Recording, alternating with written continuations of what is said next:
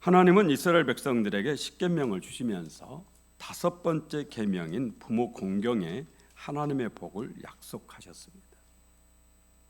십계명을 읽어보시면 아시겠지만 부모 공경에만 하나님의 축복이, 하나님의 복이 약속되어 있어요.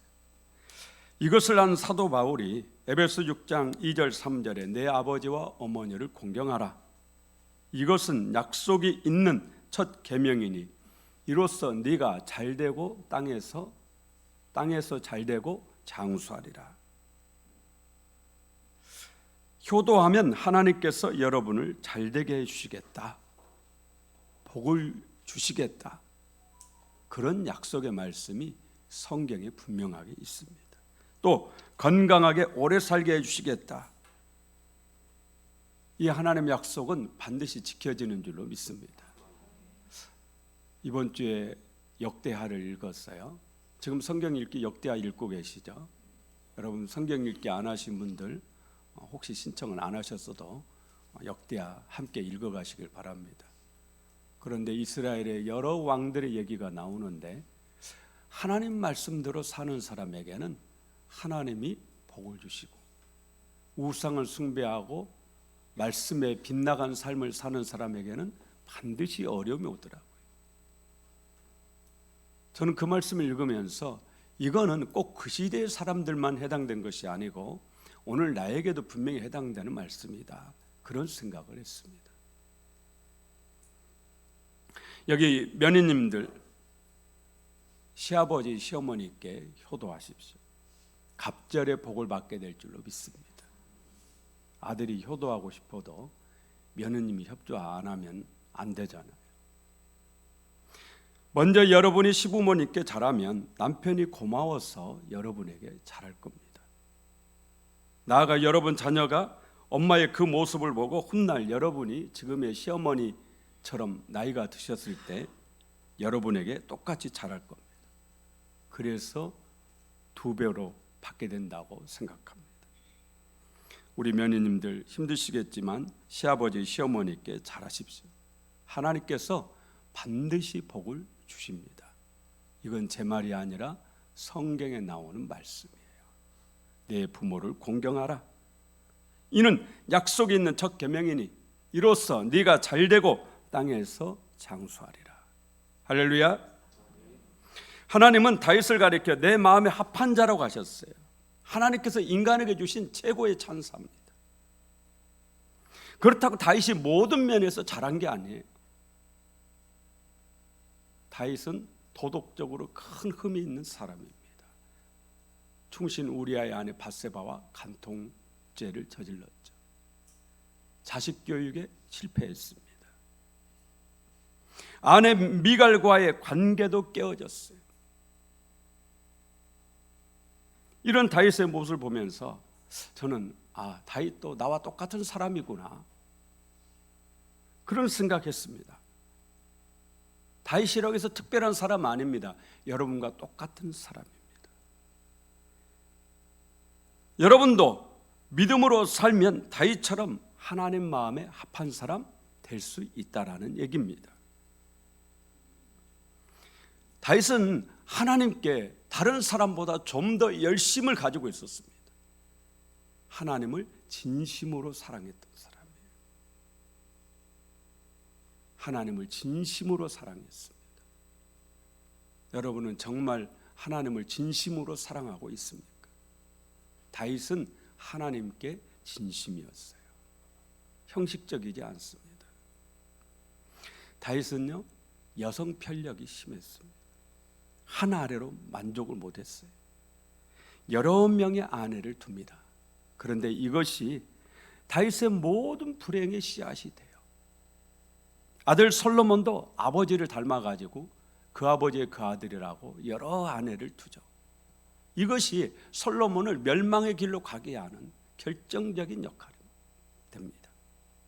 혹시 우리 남자 집사님들 중에 다윗이나 솔로몬을 부러워하는 분 있다면 꿈 깨셔야 돼요. 성경을 읽어보면 성경에서 가장 행복하게 살다 가신 분이 이삭이에요. 이삭은 이름의 뜻 자체가 행복입니다. 이름의 뜻이 뭐죠? 웃음이에요. 평생 웃고 살았던 분이 이삭이에요. 이삭. 근데 이삭이 다른 믿음의 조상들과 다른 두드러진 특징이 있는데 그게 뭐예요? 아내가 오직 한 명이었다라는 겁니다. 다윗의 모든 불행은 여러 아내를 둔 데서 왔어요. 다윗은 이미 아내 미갈이 있었음에도 불구하고 아히노암이라는 여인을 아내로 삼아요. 또 아비가일이 남편 나발이 죽자마자 아비가일에게 청혼을 해가지고 아비가일을 또 아내로 삼아요. 유다 왕이 된 이후에는 이웃나라 작은 나라예요. 그술이라는 아람과 유다의 그 사이에 있는 작은 나라거든. 그술 왕의 딸 공주 마아가를 또 아내로 삼아요. 그래서 낳은 아들이 오늘 압살롬입니다. 압살롬은 다윗의 셋째 아들이에요. 압살롬의 어머니 마아가가 아주 미인이었던 모양이에요. 압살롬도 정말 얼굴이 인물이 뛰어났어요. 아주 출중했습니다. 그냥 압살롬의 얼굴만 봐도 확 빠져 들어갈 만큼 그 정도로 외모가 출중한 사람이에요.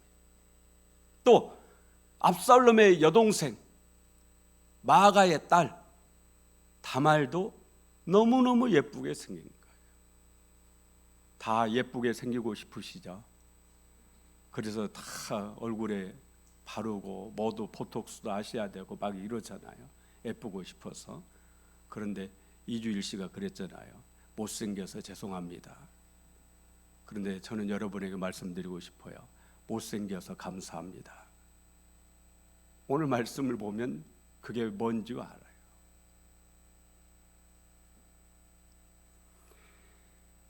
우리가 가진 최고의 장점이 최악의 단점이 되는 것이 바로 이 압살롬과 다말입니다. 그 누구보다도 예쁘게 생겼어요. 그런데 이 예쁜 것이 이 다말, 압살롬의 누이 동생 다말을 완전히 불행의 길로 빠지게 만듭니다. 예쁜 다말을 보고 배다른 오빠인 황태자인 암논이 상사병에 빠진 겁니다. 그리고 계략을 꾸며가지고 결국 다말을 성폭행합니다. 한순간에 다말의 인생이 망가졌어요. 못생겼더라면 그럴 일이 없었는데 예쁘다 보니까 그런 일이 벌어진 거예요. 너무너무 아파하는 여동생 다말을 보면서 압살롬이 복수를 다짐합니다. 압살롬은 인물도 뛰어나지만 머리도 아주 뛰어났어요. 영특한 사람입니다. 그리고 아주 신중한 사람이에요. 2년 동안 복수의 칼을 갈아요. 그리고 마침내 결정적인 기회가 주어졌을 때 큰형인 암논을 살해합니다.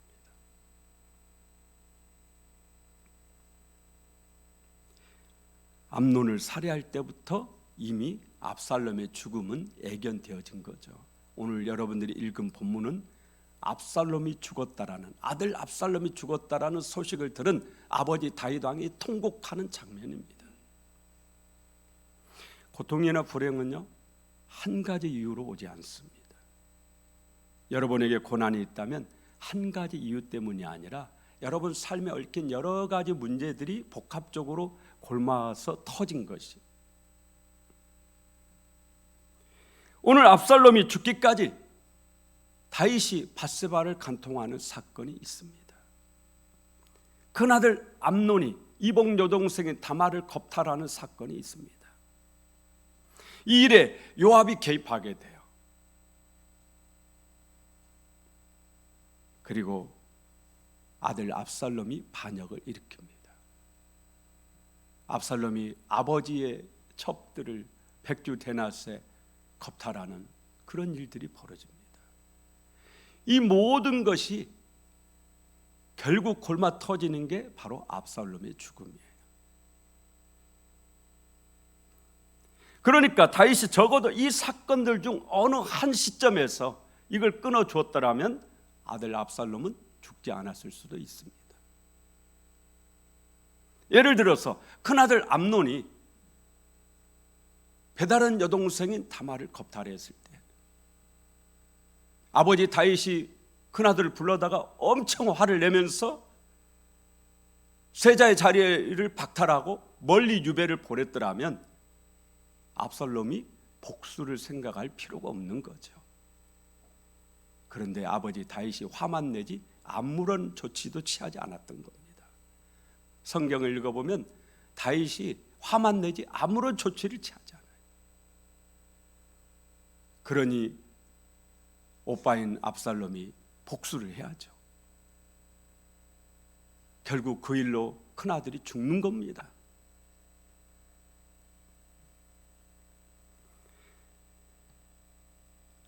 압살롬이 그냥 암논을 죽이고 아버지를 피해서 외갓집인 그슬로 달아났습니다. 그렇게 외가에서 3년 넘게 사는 거예요. 아버지 다윗과 압살롬과의 관계가 단절돼서 3년이 지난 겁니다. 여기서도 아버지 다윗이 압살롬에게 손을 내밀어서 이제 내가 너를 용서할 테니까 돌아와라, 이렇게 했더라면 다윗의 고통은 계속되지 않았을 거예요. 그런데 그렇지 않은 겁니다.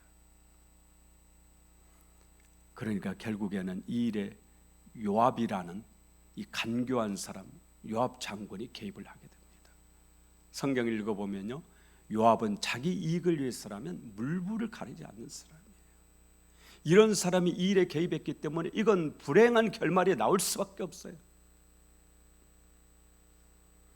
요압의 계략으로 압살롬이 결국 애갓집에서 유다 땅으로 돌아옵니다. 하지만 아버지 다윗이 압살롬을 만나주질 않아요. 돌아왔으니까, 3년 만에 돌아왔으니까 당연히 만나줘야 되잖아요. 그런데 얼굴을 보지를 않습니다. 왜냐? 상처가 너무 깊기 때문이죠. 압살롬의 얼굴을 보면 큰아들 암논의 얼굴이 생각나지 않겠어요? 그래서 만나주지 않았을 겁니다. 압살롬은 압살롬 나름대로의 상처가 깊어집니다. 아버지에 대한 원망과 분노가 막 일기 시작하는 거죠. 그래서 자기를 외갓집에서 유다 땅으로 오게 했던 그 요압을 다시 부릅니다. 결국 이 요압에 의해서 아버지 다윗과 압살롬이 5년 만에 얼굴을 봅니다. 이때 다윗이 아들 압살롬을 보도모만 주었더라면, 정말 품에 한 번이라도 안아 주었더라면 그 뒤에 압살롬의 반역 사건은 일어나지 않았을 거예요. 그런데 그렇게 안 한 겁니다. 아들을 따뜻하게 품어주지 못한 거예요. 다윗에게도 압살롬에게도 큰 상처가 있기 때문에 이게 아물지 않은 거예요. 예수 믿는 분들, 여러분 혹시 마음에 상처가 있다면 주님과의 관계에서 그 상처는 가시입니다. 그 가시는 나를 찌르고 남을 찌르고 결국에는 불행한 결말을 계속 가져오게 하는 거거든요. 그걸 주님과의 관계에서 그 상처를 치유하셔야 돼요. 상처가 상처로 있으면 안 돼요. 그런데 놀랍게도 상처는 아물면 아주 아름다운 무늬가 돼요. 소나무가 아름다운 것은 소나무가 자라면서 그 괭이 있잖아요. 그게 전부 상처거든요. 그게 예쁜 무늬를 내는 겁니다. 나이테도 결국 상처거든요. 추운 겨울을 이겨내기 위해서 똑같은 온도면 나이테가 없는 거죠. 그런데 봄, 여름, 가을, 겨울이 있기 때문에 추운 겨울을 이겨낼 때, 그럴 때 이게 나이테가 생기는 거거든.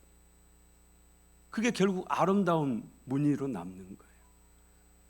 상처를 상처로 남기지 마시고 상처를 깨끗하게 치유하셔서 아름다운 추억으로 만드시기를 예수 이름으로 축원합니다.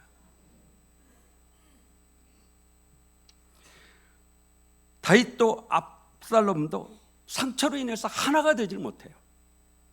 그러던 중에 압살롬의 아들들이 죽습니다.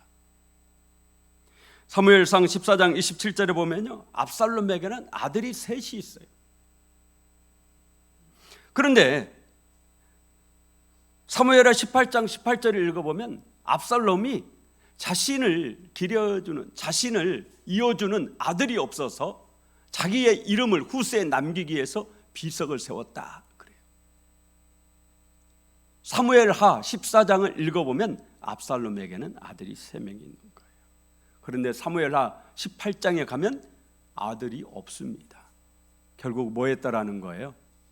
죽었다라는 거죠. 아들 셋이 죽은 겁니다. 그러면 할아버지 다윗이 와야 돼요? 안 와야 돼요? 와야죠. 손자가 죽었는데 와서 봐야죠. 그러잖아요. 와서 아들 압살롬을 위로해 줘야죠. 그런데 그렇게 하지 않은 겁니다. 얼마나 서운했겠어요.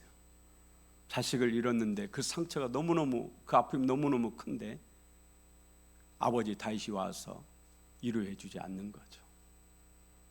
얼마나 원망하고 왜 압살롬이 반역을 일으켰는지 이해가 되시죠? 반역을 일으킬 수밖에 없는 그런 상황이에요. 결국 압살롬이 폭발한 거죠. 압살롬은 반역을 위해서 4년을 준비합니다. 4년 동안 아버지 몰래 아버지의 신하들을 만나서 자기 편으로 끌어들이는 거예요. 백성들을 만나서 자기 편으로 끌어들이는 거예요. 그렇게 수많은 무리를 자기 편으로 만들어서 아버지에게 반기를 들었습니다. 어려움에 처하면 인심을 알게 돼요. 여러분이 잘 나갈 때는 다 친구입니다. 그런데 하던 사업 딱 부도 나보세요. 그러면 진짜 친구만 남아요. 가라지, 껍데기는 싹 날아가 버려요. 진짜 친구만 남는 거예요. 다윗도 그랬습니다. 어려움에 처하니까 누가 진짜 다윗을 위한 사람인지가 딱 표가 나는 거죠. 평소에는 다윗 앞에 굽신굽신하면서 충성을 맹세하던 그런 사람도 다윗이 딱 궁궐에서 쫓겨나니까 그 순간에 곧바로 압살롬 편으로 딱 서가지고 다윗을 죽이려고 해요. 더 다윗을 죽이려고 그럽니다. 이제 다윗과 압살롬의 마지막 전쟁이 시작됩니다. 그때 다윗이 요압 장군과 자신을 따르는 장군들 그리고 병사들에게 내 아들 압살롬을 죽이지 말아달라, 압살롬을 잘 좀 대우해달라, 사정사정을 합니다. 신신당부를 해요. 당부하고 또 당부해요. 왕이기 이전에 아버지였던 겁니다. 하지만 결국 아들 압살롬 죽습니다. 전쟁에 패해서 노새를 타고 가는데 압살롬의 최고의 자랑이 이 머리카락이었거든요. 모든 이스라엘 백성들이 압살롬의 머리에 관심을 가졌어요. 압살롬도 이걸 가장 자랑스럽게 여겼어요. 그런데 그 머리카락이 상수리 나무에 걸린 겁니다. 병사 하나가 보니까 압살롬이 상수리 나무에 매달려가지고 대롱대롱 매달려가지고 있는 겁니다. 그래도 압살롬을 죽이지 않습니다. 왜냐? 왕이 하는 말을 들어서 알고 있거든요. 압살롬을 죽이지 마라. 그런데 요압 장군은 달랐습니다. 요압 장군은 압살롬이 살면 안 되는 거예요. 왜냐? 다윗과 압살롬 사이에 요압 장군이 깊이 개입되어 있잖아요. 이게 압살롬이 살아나면 자기에게 불리한 겁니다. 죽일 수밖에 없는 거예요. 결국에는 왕의 명령도 무시하고 압살롬을 살해합니다. 살해한 거죠.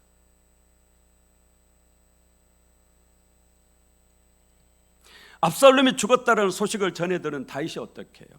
오늘 본문 33절 우리 다시 한번 함께 읽어봅니다. 왕의 마음이 심히 아파 문 2층으로 올라가서 우니라. 그가 올라갈 때 말하기를 내 아들 압살롬아, 내 아들, 내 아들 압살롬아, 차라리 내가 너를 대신하여 죽었다면 압살롬 내 아들아 내 아들아 하였더라. 여기에 임금 다윗은 없습니다. 오직 아버지 다윗만 있는 거죠. 다윗은 임금이기 이전에 아버지였던 겁니다. 이 다윗의 눈물은 사실 이 세상 모든 아버지의 눈물이에요. 저를 포함해서 우리 자녀들 기억합시다. 우리 어머니뿐 아니라 우리 아버지께서도 오직 자식 잘되기만을 간절히 바라십니다. 네 아들 압살롬아, 차라리 내가 너를 대신하여 죽었더라면. 이 압살롬은 나에게 반역을 일으킨 아주 못된 아들이에요. 나를 죽이려고 했던 못된 아들입니다. 내 여자를 백주 대낮에 겁탈했던 아주 패륜합니다. 그래도 아버지 다윗은 이 압살롬의 죽음 앞에 통곡을 합니다. 아버지이기 때문이에요. 아버지입니다. 이게 바로 아버지의 마음, 부모의 마음입니다. 자식을 위해서라면 당신들 목숨까지도 내어놓으시는 것이 바로 아버지의 마음이고 어머니의 마음이죠. 이런 부모님께 우리가 어찌 효도를 안 할 수가 있겠습니까? 우리 예수 믿는 사람에게는 부모님이 아버지가 두 분이 계시죠. 한 분은 이 땅에 계신 육신의 아버지입니다. 또 한 분은 하늘에 계신 하나님 아버지죠. 이 땅에 여러분께 계신 육신의 아버지는 하나님의 대리자입니다. 하나님이 하나님 대신 우리에게 보내주신 하나님의 대리자였어요. 그래서 구약 시대에는 가정에서 예배 드릴 때 아버지가 제사장이에요. 그러므로 육신의 아버지께 효도하는 사람은 하나님 아버지께 효도하는 것입니다. 조선시대 숙종임금은 평민복장을 하고 자명을 많이 나갔답니다. 그날도 평민복을 입고 신하 하나를 데리고 자명에 나갔는데 어디서 북소리가 막 들리는데 보니까 다 쓰러져가는 초가집에 불이 켜졌는데 북소리가 들리는데 간간히 북소리 사이에 흐느껴 우는 소리가 들리는 거예요. 그래 도대체 이게 뭘까? 가까이 가서 문틈으로 방 안을 들여다보는데 한 노인이 밥상을 받아놓고 있는데 그 앞에 아들인 것 같은 젊은 사람이 장구를 치고 머리를 빡빡 깎은 여자 스님 같은 여승 같은 그런 사람이 춤을 추고 있더라. 너무너무 회개하고 너무너무 회개해서 노크라 방문을 열었습니다. 그리고 자신을 과거를 보러 올라가는 과객이라고 그렇게 소개하고 도대체 이게 무슨 일이냐. 그래서 알고 보니까 이 집 아들도 과거를 준비하는 그런 아들인데 집이 너무 가난하는데 아버지 생신이 된 겁니다. 며느리가 머리를 빡빡 깎아가지고 머리를 팔아가지고 아버지 생신상을 차린 겁니다. 그리고 그 아버지를 즐겁게 해드린다고 아들은 장구를 치며 노래를 부르고 며느리는 그 앞에서 춤을 추고 있었다. 그 모습에 이 아버지가 밥이 넘어가지 않죠. 그래서 흐느껴 울었던 거예요. 이걸 보면서 이 임금이 너무 감동을 했대요. 숙종임금이. 그래서 그 길로 시장에 가서 쌀을 사고 고기를 사다가 그 집에 주고 그리고 하는 말이 이번 과거 시험에 꼭 당신 와서 시험을 봐라. 이 아들이 과거 시험장에 갔는데 시험 문제라고 그러죠. 시제라고. 시제. 그 시제가 애가 승무 노인 탄 이렇게 써져 있더래요. 애가 슬픈 노래를 부르다. 승무 스님이 춤을 추다. 노인이 탄식하고 울고 있다. 다른 사람들은 과거 시험을 보러 온 다른 선비들은 도대체 이게 뭔가 이게 알 수가 없는 거죠. 알 수가. 그런데 이 아들은 그냥 일필지휘로 다, 왜냐하면 자기 얘기니까. 그렇잖아요. 누가 장원급제했겠어요? 당연히 이 아들이 장원급제했겠죠. 또 장원급제해야 맞습니다. 이런 효도하는 아들이 어찌 나라를 다스리는데 잘하지 않겠어요? 성경은 분명하게 말씀합니다. 내 부모를 공경하라. 그러면 네가 땅에서 잘되고 건강하게 오래 살리라. 부모님에게 효도를 다니고, 한 가지 첨부해서 말씀드리고 싶은 것은요, 효도 중에 최고의 효도는 뭐예요? 부모님을 어디로 보내드려야 돼요? 천국을 보내드리는 게 효도 중에 최고의 효도입니다. 그래서 여러분이 꼭 당부하는 것인데, 우리 예수 믿는 사람들도 참 그런 생각이 없으신 분들이 가끔 있어요. 어쩔 수 없이 부모님을 요양원에 모실 때 정말 온불교가 경영하는 요양원에 모시지 말란 말이에요. 불교가 경영하는 그런 곳에 우리 어머니 아버지를 모시면 되겠냐라는 거예요. 값이 싸다고, 아는 사람이 있다고,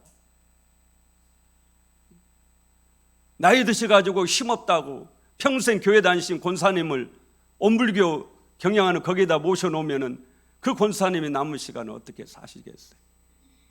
불효도 그런 불효는 없는 거죠. 그것도 자식이 예수 믿는다고 교회에서 집사라고 그러면서 그런 데다가 버젓이 모셔놓고 자기는 따뜻한 밥 먹고 희덕거리면서 그러지 말라라는 얘기입니다. 어쩔 수 없이 요양원에 모셔야 된다면 매일 예배드리는 곳, 예수 믿는 곳, 그곳에다 모시길 바랍니다. 최고의 효도 아니겠어요? 그러지 않습니까? 내가 모시면 좋겠지만 어쩔 수 없이 요양원에 모실 수밖에 없다면 적어도 우리 부모님이 마지막 남은 시간 하나님 앞에 가실 수 있도록 그렇게 해드리라는 겁니다. 여러분 꼭 기억하시고, 설령 안 믿는 형제들이 온불교에다가 불교에다가 모시자고 해도 여러분이 꼭 세상에 교회 권사님이 온불교에서 경영하는 그곳에서 어떻게 사시겠냐고요. 얼마나 괴로우시겠냐고요. 그러지 않습니까? 진짜 그런 불효는 없습니다. 꼭 기억하시고 부모님에게 효도를 다하는 저와 여러분 되기를 간절히 원합니다. 하나님 아버지,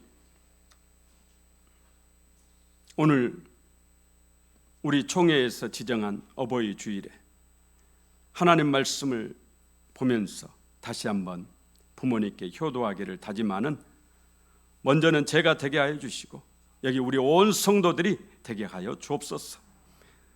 하나님께서 주시는 복을 사모해서라도 하나님께서 약속하신 땅에서 잘되고 건강하게 오래 산다라는 이 말씀대로 되기를 바래서라도 효도하는 우리 온 성도들 되기를 간절히 원합니다. 아버지, 부모님에게 예수 복음 전해서 천국으로 인도하는 복된 자녀, 효도하는 자녀 되게 하여 주시옵소서. 예수님의 이름으로